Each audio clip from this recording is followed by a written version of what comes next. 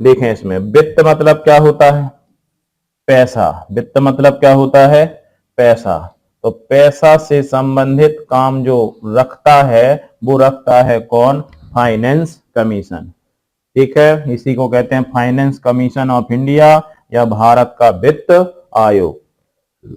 इसका उल्लेख कहाँ है संविधान में? तो इसका उल्लेख है संविधान के अनुच्छेद 280 में। किसमें? अनुच्छेद 280 में है। कौन सा? वित्त आयोग। पुराने अनुच्छेद लिख लिए थे जो हमने दिए थे, कंप्लीट है वहां तक। ठीक है, तो 280 के तहत वित्त आयोग का क्या किया जाता है? गठन। इसमें वित्त आयोग में कौन होता है? एक होता है अध्यक्ष और बाकी 4 अन्य होते हैं क्या? सदस्य। जैसे वहां पे मुख्य न्यायाधीश और अन्य न्यायाधीश, यहां होता है एक अध्यक्ष और बाकी 4 अन्य क्या होते हैं? सदस्य।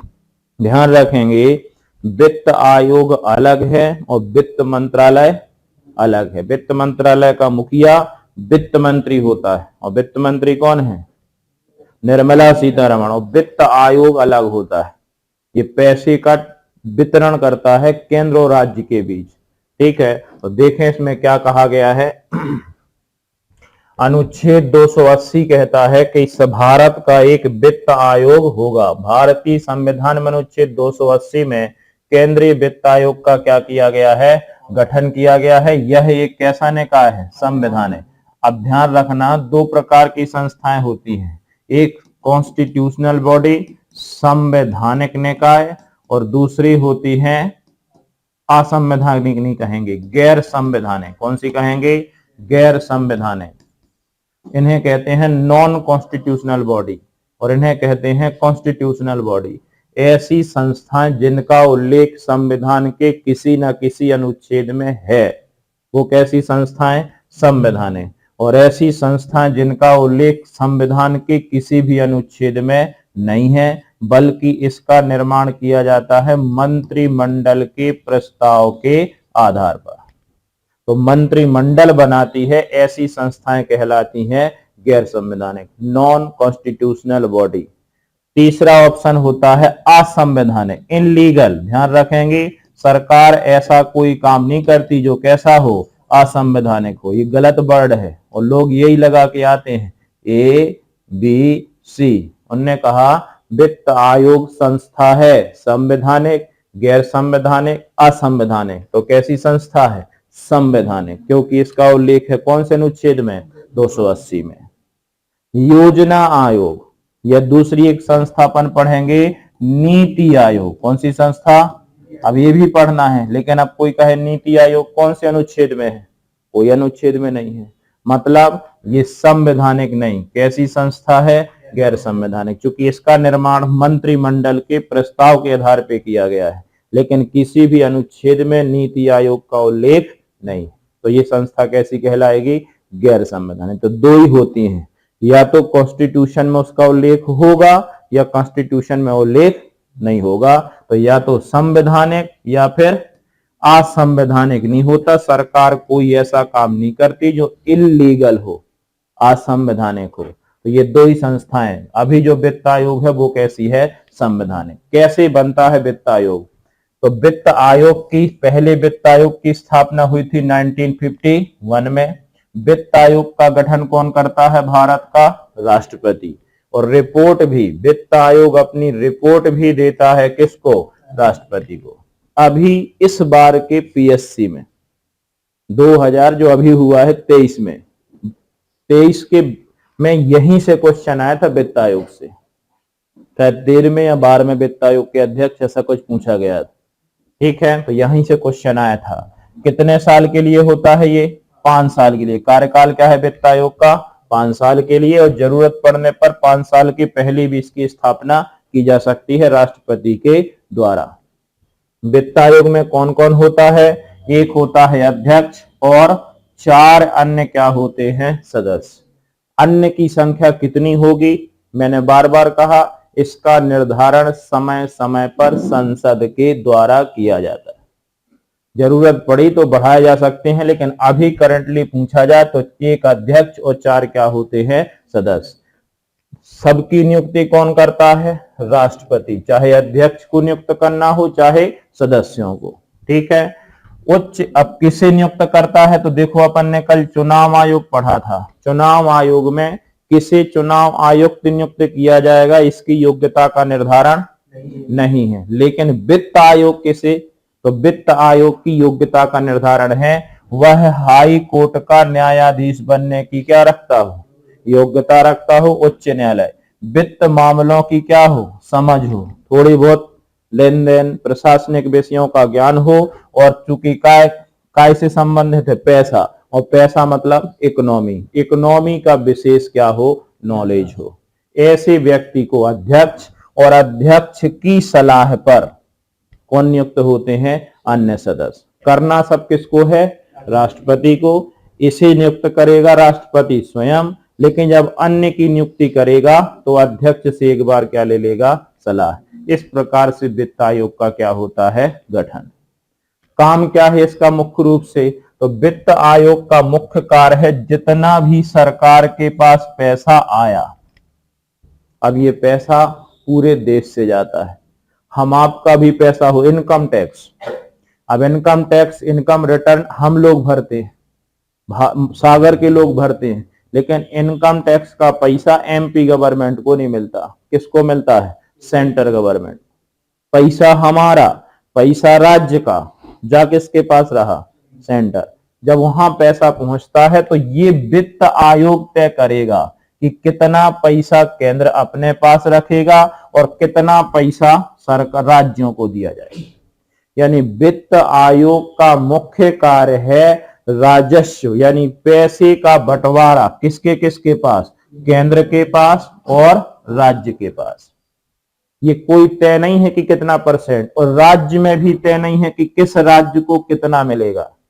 इनकम तो सबसे ज्यादा महाराष्ट्र से होती है, क्योंकि बड़े बड़े उद्योगपति कहाँ है? महाराष्ट्र में। लेकिन जरूरी नहीं है कि सबसे ज्यादा पैसा भी महाराष्ट्र को ही दिया जाए। हो सकता है पैसा बीमारू राज्य हैं, गरीब राज्य हैं, उनको दिया जाए, पूर्वी राज्यों को दिया जाए। ये तय करेगा फाइनेंस कमीशन कि कितना पैसा सरकार के पास आया, कितना पैसा सरकार रखेगा और कितना पैसा राज्यों को दिया जाए। मुख्य ध्यान रखना, ये कई बार क्वेश्चन गलत कर देते हो।